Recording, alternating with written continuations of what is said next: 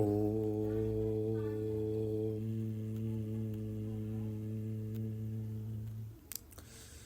सहनाववतु सहनौ भुनक्तु सह वीर्यं करवावहै तेजस्विनावधीतमस्तु मा विद्विषावहै।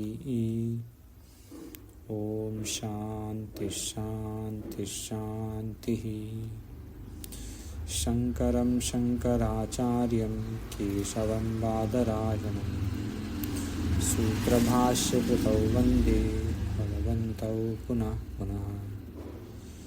ईश्वरो गुरुरात्मेति मूर्तिभेदविभागिने व्योमवद्व्याप्तदेहाय दक्षिणामूर्तये नमः। ॐ शान्तिः शान्तिः शान्तिः। अस्माकम् अद्यतनविषयः अस्ति दशमाभ्यासः पेज नंबर 20 विंशति in Sanskrit. Vimshati is 20. This is all in page number 81. It is all given. Yeah, page number 81. All these numbers are given if anyone is interested. Ekashitihi. Page number Ekashiti. Okay. Abhyasa 10 we will finish today. This week, tomorrow, day after, other people will rejoin because they are traveling.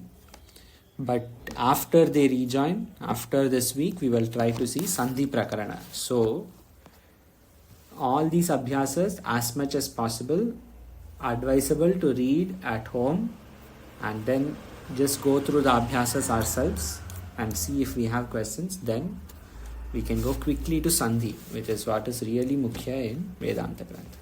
Sandhi and Samasa both. Anyway, for now, Abhyasa 10. Ka Shabdas, Sarva, which is sab, Tat, Vah, Yat, Jo, Etat, Yah, Kim, Kaun. These are all Sarvanama Shabdas which are given. In this Abhyasa, these are the important Shabdas. Sarva, Tat, Yat, Etat, Kim. Then Brahmana, Kshatriya, Vaishya, Shudra, Varna, Patha, Lekha, Modakam, Dugdham, everything is clear. Kha Shabdas Dhatu. So Dhatu again is important in this Abhyasa. As Dhatu, Hona. Da Dhatu, Yach, Dena. Dhav, Dhodna, to run. Dha is to give. As is to be. Chal, to go, walk, like Gachati. Ruch, acha lagna. This will become rochate. Chal will become chalati in latlakara, but ruch dhatu will be rochate in latlakara. Namaha, namaskara, swasti, ashirvad. So these are all, we will be going through this abhyasa quite easily. We will not have any great difficulty in this abhyasa. There are only 2 or 3 things to be kept in mind. They are going to give that in Vyakarana here. What is the given? Page number 20. You see the first point in that Vyakarana, Sarvanama Pulling, As Dhatu Chaturthi. Pullinga, As Dhatu Chaturthi. Sarva Shabda ke Pullinga ke Pure Roop Smaran Karo. So please see Shabda Sankhya 34. This is page number 75. Page number 75.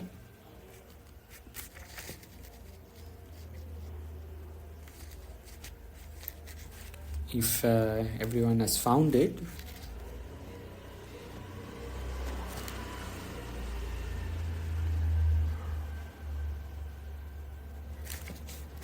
Sorry, this is 34, no? Page number 74. Sorry, page 74. Got it. So, Sandhyaji Bhavati Patatu Prathama Dvitiya Tritiya Chaturthi Vibhakti. Sarvaha Sarvau Sarve. फिर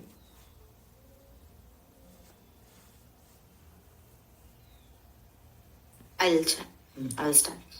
Sarvaha Sarve Sarvaha Sarvam Sarve Sarvaha Sarvaya Sarvabhyam sarvabhi. Wait, where are you seeing? Last, the first one we have to read. But where were you seeing? 75, 73, 1 second, 72, 74. Huh? Sorry, I was reading this third one. I will start with this one. Sarvaha sarvau sarve, sarvam sarvau sarvani, sarvena savibhyam, Sarvabhyam. sarvibhyam, sarve. Sarvabhyam. Sarvaha. Sarvena sarvabhyam sarvaihi. Huh. Sarvai. Then? Sarvasmai sarvabhyam bhyam sarvebhya. Sarvebhya is correct. Sarvabhyam. You have to remember that last sarvabhyam, abhyam, because abhyam will come many times. If you see many of these shabdas, they will have abhyam. So, good to know how to say abhyam, sarvabhyam. Sorry, I thought it's bhi okay, sarvabhya. Sarvabhyam. Sarvabhyam. Tabhyam, you see page number 75. Next page has tabhyam, kabhyam. Here also sarvabhyam, abhyam. This is all there. It will go like that. Hariji, Panchami, Sambodha. Panchami, Shashti, Saptami.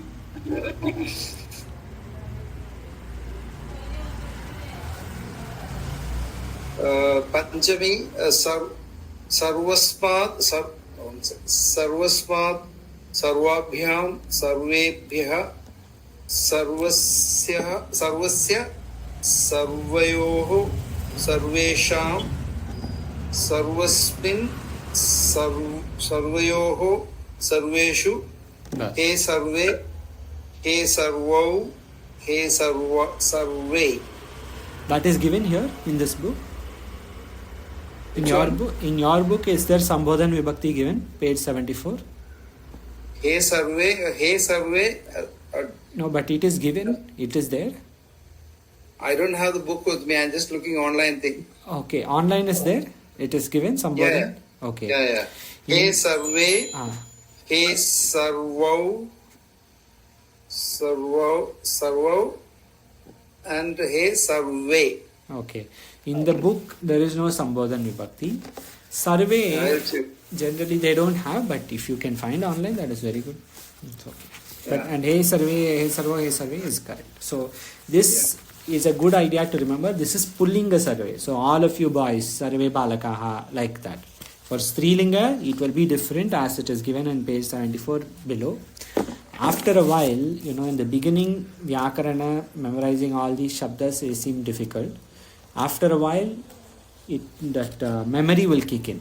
So, for example, today, if Hariji, you are attending Brihadaranyaka class, Swamiji asked a question on Sarvan or something that end in an, and he asked which Vibhakti is this. Yeah. So, questions like that will come. Sarvasya, which Vibhakti? Sarvan, which Vibhakti? That was Vitiya Bahuvachana. That Sarvan, as we see here. So he will ask like that, In that class, I prefer to keep quiet because all questions are really tough. Yeah. And it's for the heavyweights, not for the stupid people who just No, it's okay. After a while, you will become Samartha. Once we are in the flow, Brihadaranyaka seems enjoyable, and now second chapter will come, so you will feel it is okay. But the questions will be like that. You will ask specifically which way, and when we come to Sandhi, we will have a better idea on how to split words, where to split. So then it will be even easier. Next week, 2 weeks from now, you will be having more ease in that. Yeah. Then back to page number 10, and don't lose page 74 because we will have to come back to page 74. So better to just keep a bookmark or something, page 74, online something, some kind of way to find that page again in this abhyasa in the next 20 minutes. Then Suchana, Tat, Yat, Etat or Kim. This is back to page number 20. सूचना। तत् यत् एतत् और किम के रूप pulling में सर्व के तुल्य चलते हैं. So tat will be like sarva, sarvaha. They have given here tat also. They have given on page 75. Tat shabda they have given. Yat etat, all that will go in the same way. So tat. So for example, tat sandhyaji vadatu bhavati tat pulling चतुर्थी विभक्ति एकवचन किम अस्ति?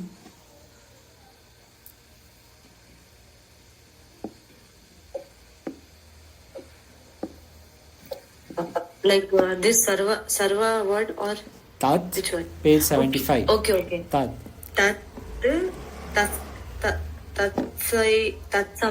Tasmai. Okay. Tasmai Shri Gurave Namaha Tasmai. Okay. And Hariji Bhavan Vadatu Tat Shabda Napumsakalinga Dvitiya Bahuvachana. Dvitiya Bahuvachana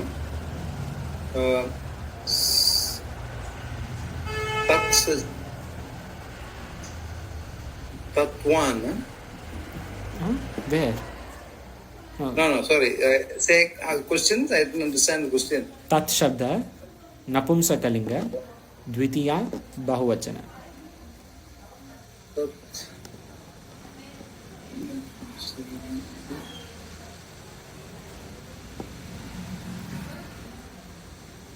Sarva is Sarvan. That is page number 75. Oh, I need to check. Or Napumsakalinga you have to see, not Pullinga.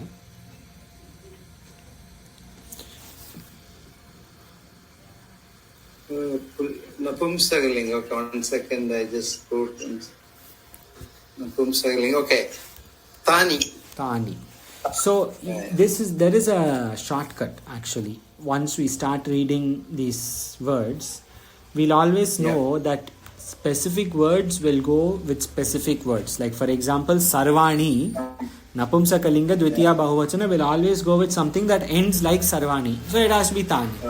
Like in Bhagavad Gita, Tani Sarvani Samyamya Yukta Asita Matparaha, right? Which shloka is that? Tani Sarvani Samyamya, second chapter, 61st shloka. Tani Sarvani Samyamya Yukta Asita Matparaha Vashehi Yasyendriyani Tasya Prajna Pratishtita. So Tani and Sarvani, they go together. So Sarvani, if you see, it means Tani. Simply we can just say it. Okay. Back to Suchna, page 20. इनका क्रमशः त य एत और क के रूप रहता है, इनके ही रूप चलेंगे. So they are saying this only. tat shabda pullinga, strilinga, napumsakalinga, that will go exactly like how etat is going, tat, etat, kaha, all these will go similarly. Yat, tat, tat is that, yat is wherever, whichever, etat is this. Etat pustakam, this book. Tat pustakam, that book. Yat pustakam, whichever book. So these words, if we have in mind, it is better.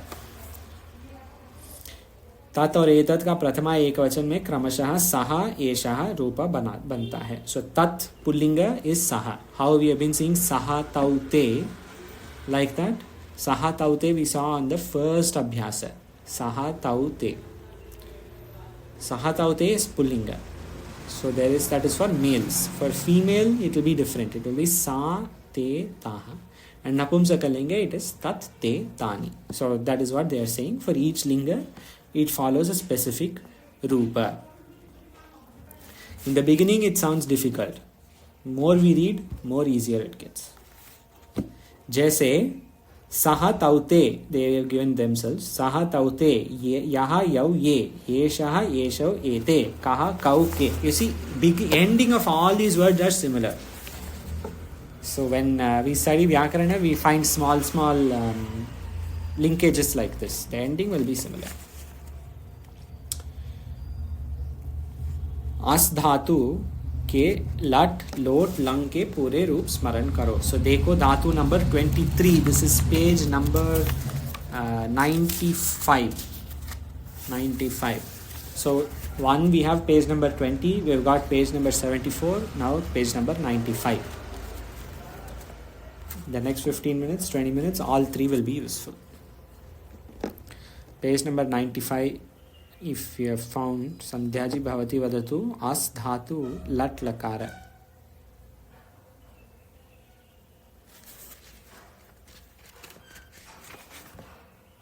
Yes. The Lat Lakara, what is there? As Dhatu.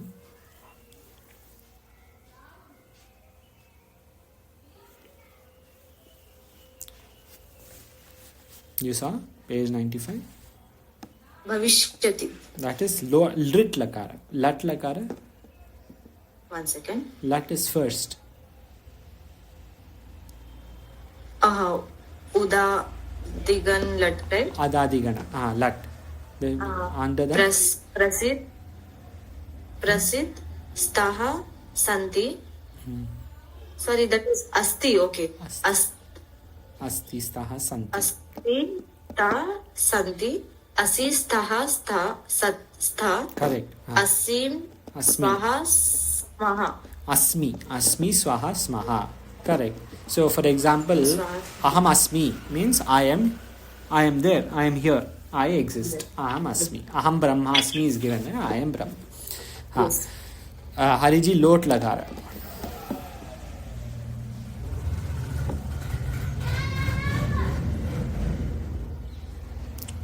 Mute इति प्रयोगे अस्ति भवान. हाँ. Asyata. Huh? Correct? Am I correct? I don't have the book, so. Okay. Lot. You have PDF? Yeah, I have the PDF. Yes. Okay, so page 95 of the PDF. Astu. Lot lakara is Agnya, instruction. Page 95.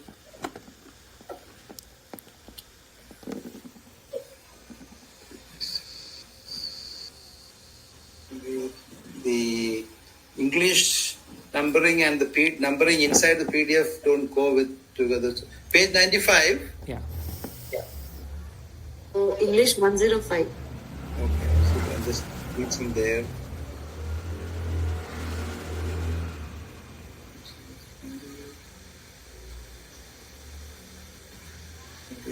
Sorry for holding up. No, it's fine. Lord is Lord. Astu, that one? Yes. Astu. Okay. Astu. Stam Sandu. Edhi. Ethi. Stam Sta. Asani. Asawa. Asam. Asama. Asama. Sorry. It is helpful for us at least to know this in such words, the ones that really come in Vedanta are the Ekavachana. Astu. Yeah. Astu and Edhi, Asani, these come often. So if we can remember these, useful. In Lang Lakara, I'll only read Asit Astam Asan, Asihi Astam Asta, Asam Asva Asma. So Lang Lakara is quite easy. Past tense. Next, दा यच के रूप भवती के तुल्य चलेंगे, परंतु lit में दास्यति होगा. सो दा इज टू गिव, राइट? ददाति, धनम दधाति, ही इज गिविंग धनम. और यच्छति, सेम मीनिंग फॉर बोथ. जैसे यच्छति, यच्छतु आदि दे हैव गिवन. रुच, यस. If somebody likes something, ruch, if they have ruchi for something, you can say rochate. So, balakaha rochate. He likes laddu. Balakaha modakam rochate. The boy likes laddu. Rochate. Okay. I'm going to read Niyam 20, 21, 22 and 23 on page number 20 quickly. सर्वनाम और विशेषण शब्दों का वही लिंग, विभक्ति और वचन होता है जो विशेष्य का होता है. So this we have already seen, like तानी सर्वाणी. You see, tani and sarvani end in the same way. Like that, saha balakaha, tam balakam, tena balakena. They are all ending in a similar way. Next नियम 21 संप्रदान कारक में चतुर्थी होता है, जैसे ब्राह्मणाय धनम. So if you से आई गिव मनी टू ब्राह्मण, you से ब्राह्मणाय धनम यच्छामि, और आई गिव फ्रूट टू बंदर, आई विल से कपिना, राइट. कपये फलम यच्छामि, ददामि. कपये, because kapi shabda chaturthi vibhakti ekavachanam will be kapaye. This is given in page number 63 of the book. Hari shabda is given, hari, kapi, similar shabdas. Okay. Then next, नमः और स्वस्ति के साथ चतुर्थी होता है, जैसे गुरवे नमः, तस्मै श्री गुरवे नमः विसे. और विशेष नमः शिवाय, नमः शिवाय. शिवाय इज चतुर्थी, चतुर्थी विभक्ति, फोर्थ केस. एंड फाइनली जैसे रुच अर्थ की धातुओं के साथ चतुर्थी होता है, जैसे शिष्याय मोदकम. So this whole page is about चतुर्थी विभक्ति. लास्ट थर्ड अभ्यास 9 was about तृतीया विभक्ति, if you remember. अभ्यास 10 is about चतुर्थी विभक्ति. So every answer, every abhyasa question will require the fourth case, fourth row. Everything will require more or less. So if you are ready for abhyasa, I'll just read the udaharan vakya and then we'll do some abhyasas. वह किस ब्राह्मण को दंड देता है? So they are asking which brahman he is giving money to. Saha kasmai brahmanaya. Kasmai because page number 95. कहा शब्द, किम शब्द, कस्मै, फोर्थ केस, चतुर्थी विभक्ति, कस्मै. कस्मै ब्राह्मणाय धनम यच्छति. स तस्मै ब्राह्मणाय धनम ददाति. Is giving money to that Brahman. Any questions before we go? I am going little fast, so if it is too fast let me know. हाँ, यच्छति because Yachati and dadati is the same. Yachati means he is giving. So yachati also is same like dadati. I mean we can replace it. Yeah, it is same meaning. Yachati, yachataha, yachanti. Like patati, patataha, patanti. Like that yachati. Or dadati, dadataha, dadanti. It will come. But yachati is easier than dadati. So if we prefer dadati, like always, it's good, or I mean, it's okay. It is okay, but dadati shabda bahuvachana is a little complicated. You know, the more it will get slightly complicated, which is why they have given yachati here. Because for us now, yachati is simple. Okay. Like yachati will follow the same way that patati is going. Patati, kridati, khadati, namati, vadati, all this like that yachati. Dadati will be slightly different. It will come, I think, in the next week or so. Next 2-3 abhyasas maybe it will come. So yachati is better to use. गुरु को नमस्कार, गुरवे नमः. पुत्र को आशीर्वाद, पुत्राय स्वस्ति. See, पुत्राय, गुरवे, these are all fourth case, चतुर्थी विभक्ति. पुत्र को फल अच्छा लगता है, पुत्राय फलम रोचते. पुत्राय अगेन फोर्थ केस. सर्वे छात्राः अत्र सन्ति. All boys, all students are here. ये छात्राः अत्र सन्ति, ते सर्वे धावन्तु. These students are here, those run. ते सर्वा धावन्तु. They all should run. लोट लकार इज यूज्ड. धावन्तु. धावन्तु इज बहुवचन. Ekavachana would be what?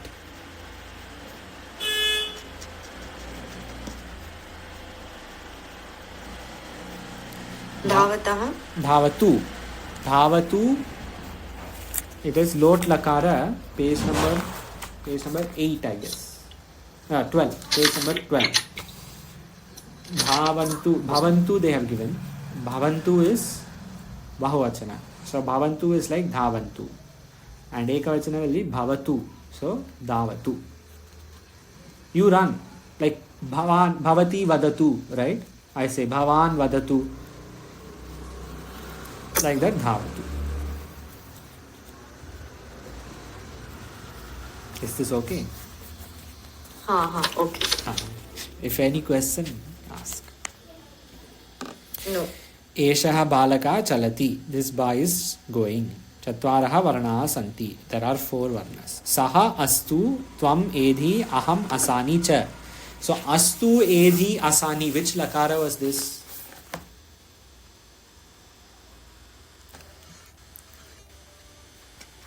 Astu, dadatu, vadatu, patatu, which lakara?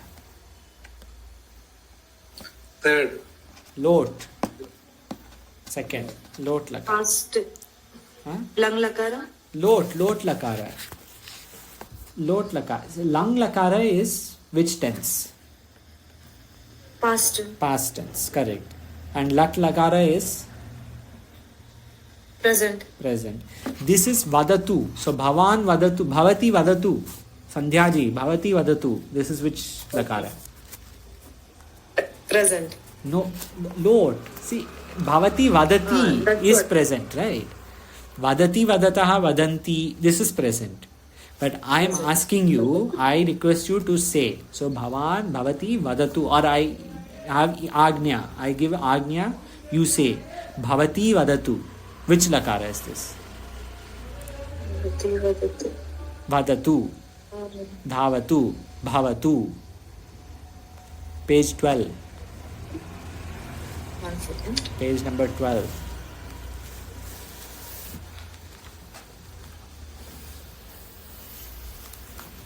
Okay.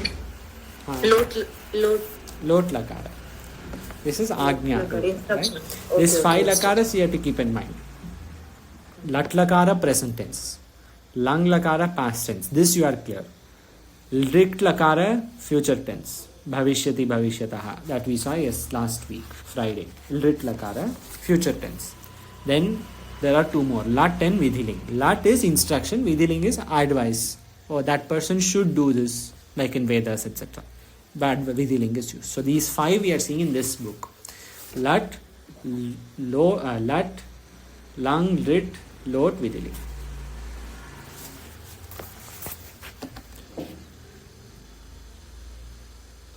Eleventh point in उदाहरण वाक्य स अत्र आसीत् त्वम् आसीहि अहं च आसम्. Okay, आसीत् is which lakara?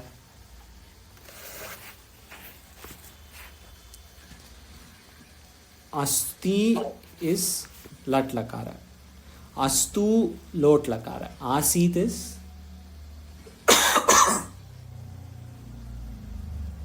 Astu lot. Asti lat. Asit, page 95. Lit. Page 95. Page 95. Okay. Asti, asit.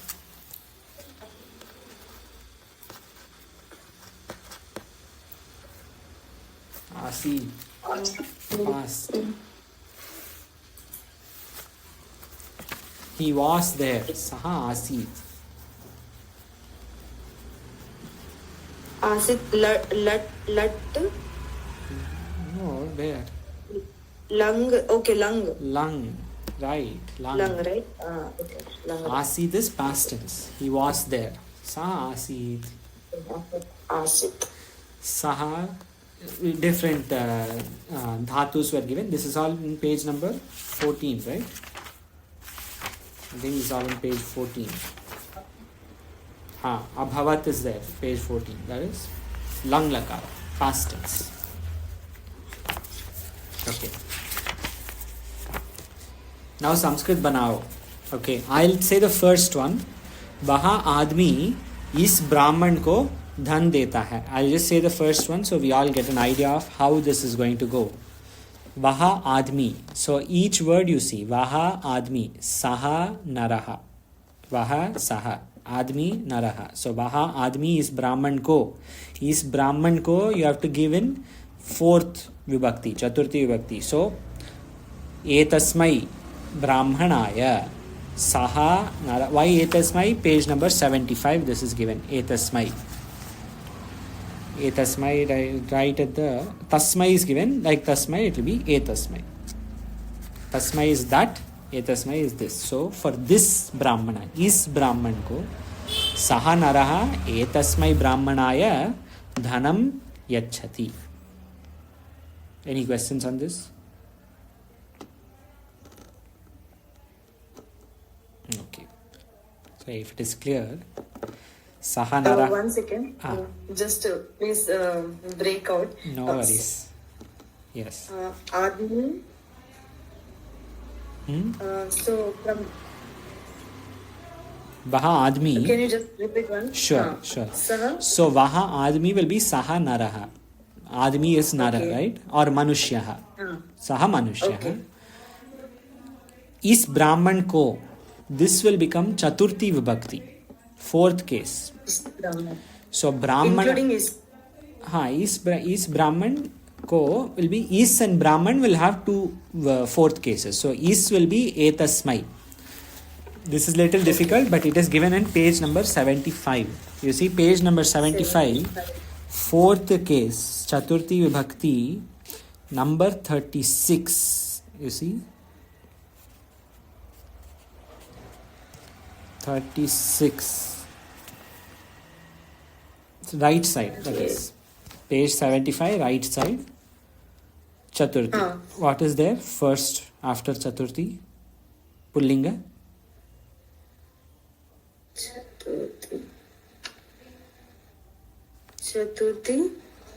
Chaturthi, which one?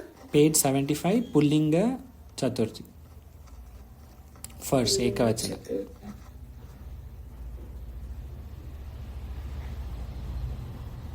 It's Asmai. Tasmai, correct. So, Asmai, Tasmai.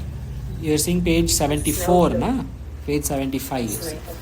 Page 75, Pullinga Chaturthi, but you are correct. Wonderful. Okay, so Tasmai, like that, Etasmai. Tasmai is that, right? So Etasmai is this. Here they are given is Brahman, not us Brahman. Is Brahman ko. So we say Etasmai Brahmanaya. Brahmanaya because Brahmana Shabda will become like Rama Shabda. Rama Ramo Ramaha. Ramam Ramo Raman. Ramena Ramabhyam Ramaihi. And then Ramaya. So Brahmanaya. Om Namah Shivaya, we say, right? Like that, Brahmanaya. So, Saha Manushyaha Etasmai Brahmanaya Dhanam Yachati. Okay? Okay. Sandhyaji Bhavati Vadatu Idanim. Idanim means now. Adhuna. Idanim. This is now. Now, Bhavati Vadatu. You say, वह सज्जन उस बालक को पुस्तक देता है. सह सज्जनः सम्यक. तस्मै बालकः. बालकः चतुर्थी will be what? Balak. So we have to take from this survey word, right? Yeah, no, balakah will be like Rama Shabda. Rama Shabda, okay. Or Shiva. So we say Om Namaha.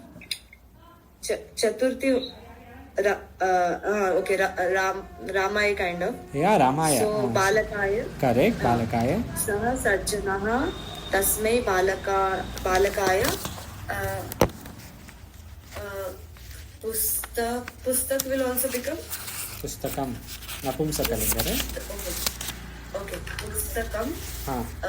Yachati. So, full sentence is?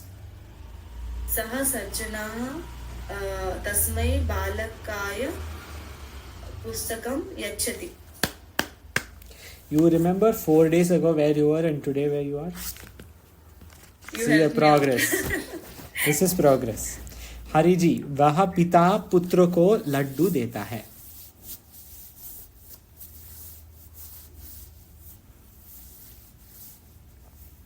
Hari ji, भगवान वदतु. सह पितृः पुत्राय लड्डू ददाति. हाँ, correct. जनकः you can say. सह जनकः, सह पिता itself you can say. Pitruhu is ancestors. Saha Janaka Putraya Laddu Dadati. Wonderful. Bahu samyak. So like this only everything else will go. Okay. Vaha Guru kis shishya ko pal deta hai will be Saha Guru kasmai shishyaya palam dadati. And वह गुरु इस शिष्य को फल देता है, सह गुरु एतस्मै शिष्याय फलं ददाति. So you just have to remember, if you want to give to somebody, you say, you use Chaturthi Vibhakti. You want to use Swasti, Ashirvad. You want to give Ashirvad to somebody, use Shashti. You want to say Gurave Namaha, Shashti. Namaha Shivaya, sorry, Chaturthi. Namaha Shivaya, Chaturthi. Gurave Namaha, Chaturthi. You want to give to somebody, Chaturthi. Everything Chaturthi Vibhakti. Okay. Number 6. Sandhya ji. उस गुरु को नमस्कार. How will you say?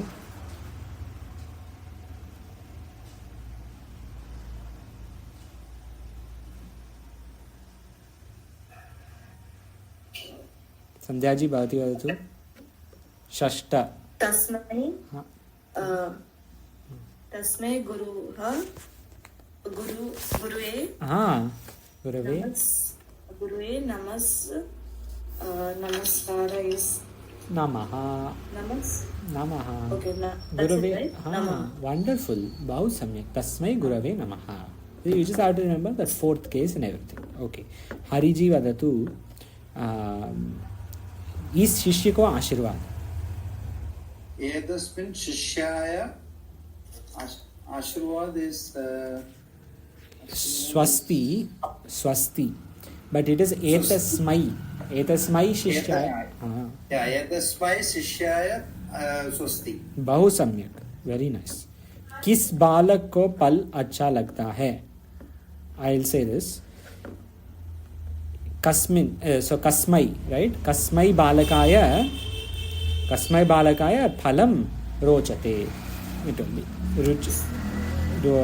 रुच धातु will become रोचते because it is एकवचन. Okay. Sandhya ji वदतु भवान. पुत्र को लड्डू अच्छा लगता है.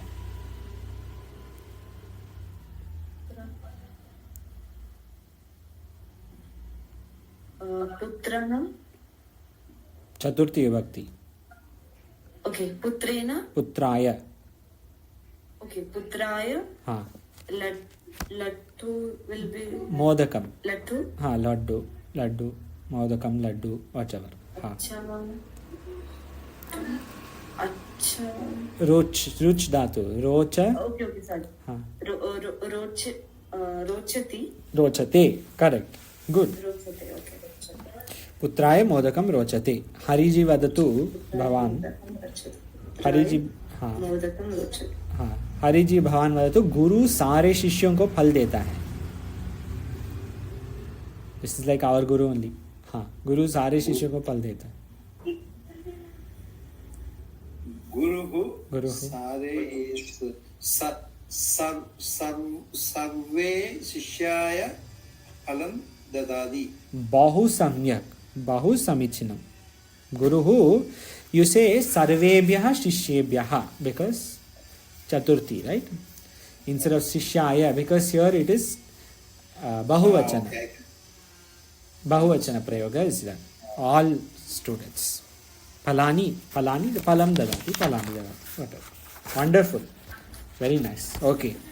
So next we will see ga. Forget about kha. It is very simple. Ga. Vah hai. Sandhya ji वदतु. वह है. सः. हाँ. भवती वदतु. हाँ. है will become which lakara first? This is how we read. Current. Correct. So which lakara is that? Lat lakara. हाँ. One second, I'll go to the page of 95, right? Yeah, 95.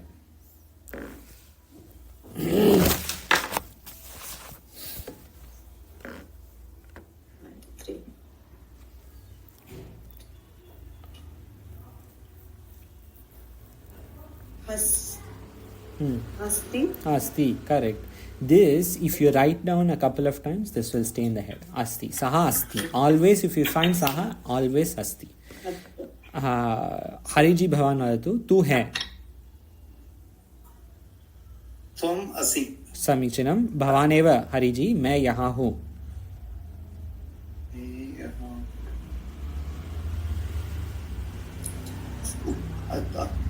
अहम अत्र अस्मि.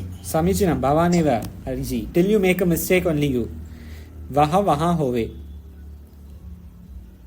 You throw in the towel. It's okay. Which lakara is this? Hove. Waha hove. That is future tense. Hove. Hove is lot. Waha hove will be lot lakara.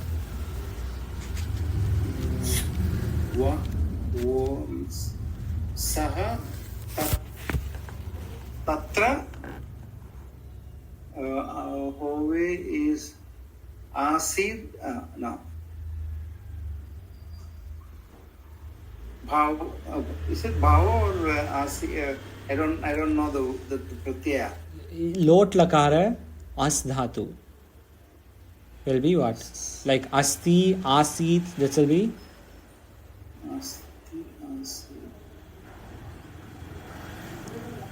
Asanti, Asidanti. like patatu, vadatu, bhavatu, kridatu.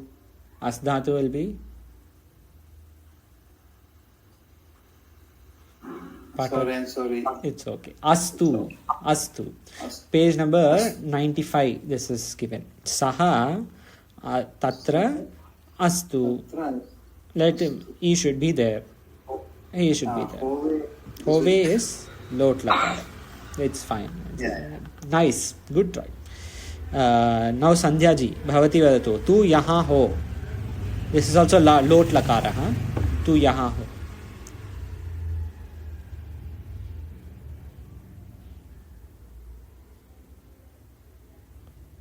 Sandhya ji भावती Yeah. हाँ तो यहाँ हो Tu will become like sorry. त्वम Tvam atra हम्म hasti. नो लोट लकार Lot like Hafid. which purusha is this लोट लकार which purusha will this be त्वम is which purusha prathama madhyama uttama Tvam. One second. Tvam. A second. Madhyama. madhyama so madhyama purusha lot lakara as dhatu ekavachana what is it page 95 as dhatu madhyama purusha ekavachana lot lakara this is how we see if we see like this it won't leave the mind Sorry. One second. I will.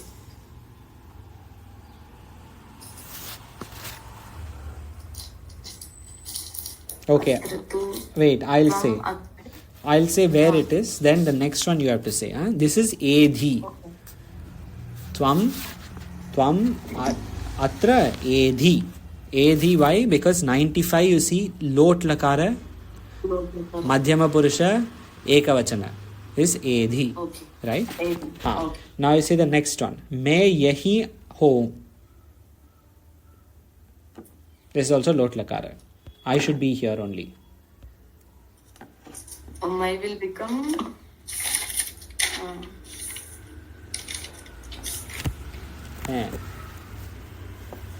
मैं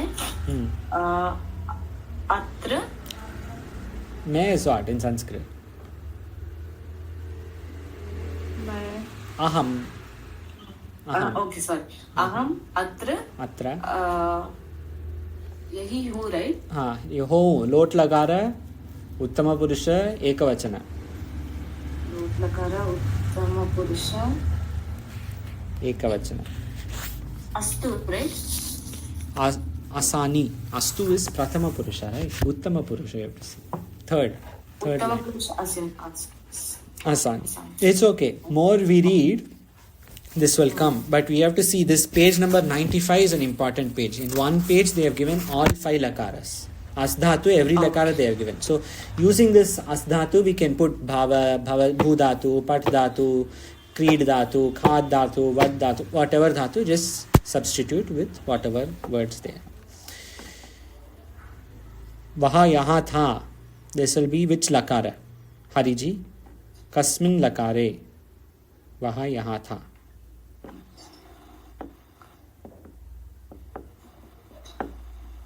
Past tense, Correct. lot lagara. Lung lakara. Past tense is lung Lung lakara. lakara, हाँ. Yeah. That's only, that is enough. वहाँ यहाँ था, सः अत्र आसीत्. Okay. हाँ. Asti, right? आसीत्. Asid. संध्या जी, तू कहाँ था? Which lakara is this? Question. But which lakara? Only lakara. Lat lakara? Why? Tha. Past tense. Okay. Tha is past, right? Lang lakara. Lang lakara. Tu kaha tha? Where were you? Tvam kutra? They have given asihi, right? And page number 95, asihi. Tvam kutra asihi? And main We yahan. are asking this question now, right? Yeah, so still kutra. it's past. हाँ, it is past only. Where were you? Where were you is past. Na? Tu kaha tha? This is past only. Tvam or aap kaha the? Whatever. Everything is past only, right? So it will be past only. The. So it is asihi. Tvam kutra asihi. And here, next one they have given, मैं यहाँ ही था. अहम अत्र एव. अत्र एव यहाँ ही. अत्र एव Assam. Correct? Awesome. Uttama Purusha Ekavachana. Okay. So if we go through this abhyasa, it will be easy for us before tomorrow. Etam Brahmanam Ashuddhavakya Shuddhavakya. Etam Brahmanam Dadam Dadati. Shuddhavakya they have made into Chaturthi Vibhakti, as we already saw earlier in the abhyasa, so we don't need to spend time. All the shabdas in when you are giving to somebody, when you are giving ashirvada, when you are namaskara, all these things, it will be Chaturthi Vibhakti. Etam Brahmanam will become Etasmai Brahmanaya Dadam Dadati. Kam Balakam Kasmai Balakaya. Gurum Namaha Gurave Namaha. Shishyam Swasti Shishyaya Swasti. Any questions in this section? Okay, then no questions. We go next one. Okay. Hari ji भगवान वदतु. दो क के बहुवचन में बदलो, एक ही बदलना ठीक है. क वहाँ आदमी इस ब्राह्मण को दन देता है. So this will become in का बहुवचन. What will this be? सहा मनुष्यः एतस्मै ब्राह्मणाय धनं यच्छति. In बहुवचन what will it be? Difficult, but you can do it. Hari ji भगवान वदतु. सः नरकः. नरः, but बहुवचने. Sorry. आराम से. The Brahmana is Bahuvachan or Nara is Bahuvachan. All. Okay. It's okay. You're okay? Sorry. No, if you're fine. I carried still the cold and cough Okay. from Okay. आराम से. there and travel. हाँ. सः Not Naraka. right? No, Narakaha is Naraka is hell. Naraka. It's okay. Naraka is hell. Here we want only man. It's okay. Hariji, relax today. No problem. Sandhya ji bhavati vadatu. If you can do it. It is not difficult. Saha naraha etasmai brahmanaya dhanam yachati. You have to change everything to bahuvachana. Saha bahuvachana will be saha tau dash. Hariji, te, correct. Then naraha. Naraha bahuvachana will be naraha narau or manush naraha. Manushya manushya manushyaha. So sa te manushyaha etasmai brahmanaya. So etasmai bahuvachana is, you have to see page number 75.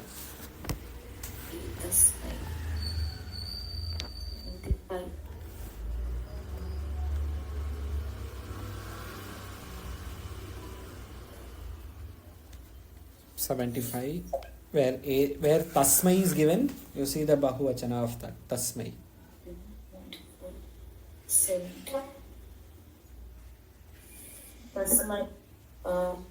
75, right? Yeah. Tasmai bahuvachana. Fourth Chaturthi Vibhakti. In the page Sarvaha. Next page. After Sarva 74. After that. Next one. Okay. Saha Tasmai. Which vibhakti? Chaturthi. Chaturthi vibhakti. Tebhya. Correct. So etasmai will be. Tasmai is tebhyah. Etasmai will be. Etabhya. Etebhyah. Correct. So saha te manushyaha etebhyah and brahmana. Brahmanaya is ekavachana. Chaturthi ekavachana is brahmanaya. Chaturthi bahuvachana, you have to see like Rama Shabda. Rama Shabda was in page number 63. I can say if difficult. You have to see Ramaya Ramabhyam, page 63. Okay. Ramabhyam. Ramebhyah. So Brahmanebhyah, right? Etasmai Brahmanebhyah. Dhanam yachati. Yachati bahuvachana will be patati patataha dash. Patate. Patanti. So yachati yachataha. Yachanti. Te manushyaha naraha etebhyah brahmanebhyah dhanam yachanti.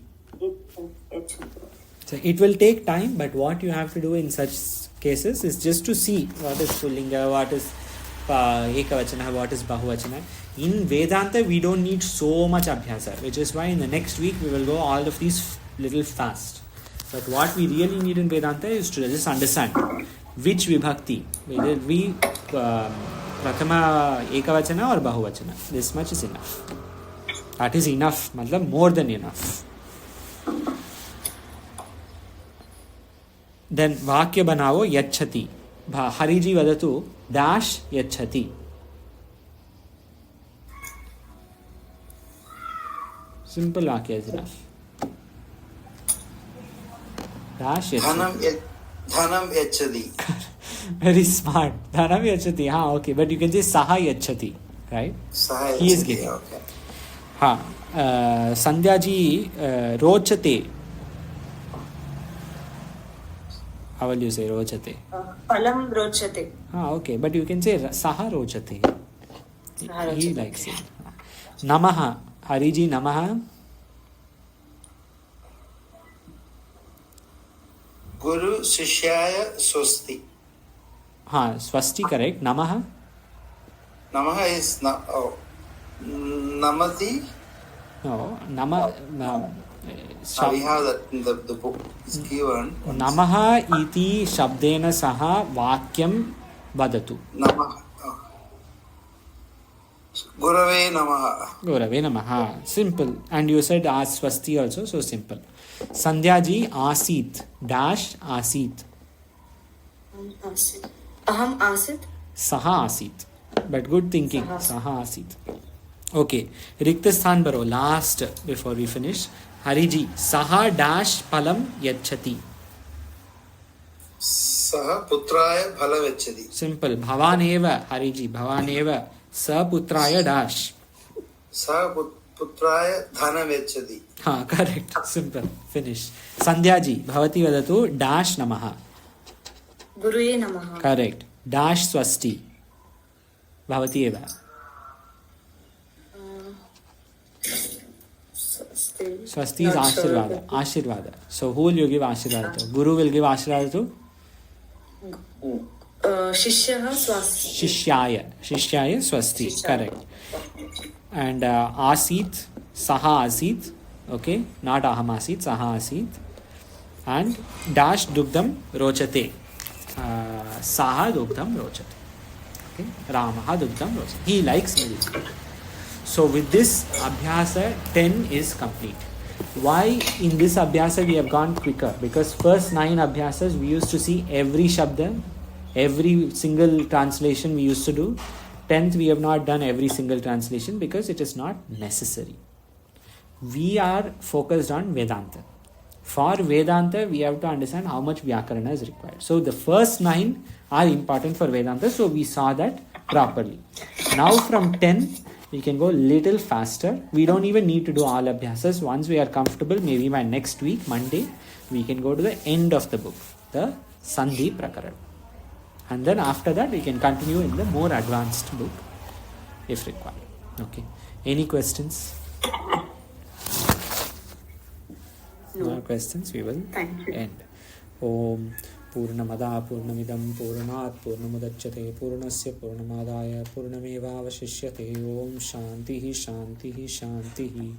Shankaram Shankaracharyam Keshavam Badarayanam Sutra Bhashya Kritau Vande Bhagavantau Punah Punah. Ishvaro Gururatmeti Murti Bheda Vibhagine Vyomavat Vyapta Dehaya Dakshinamurtaye Namaha. Om Shantihi Shantihi Shantihi. Om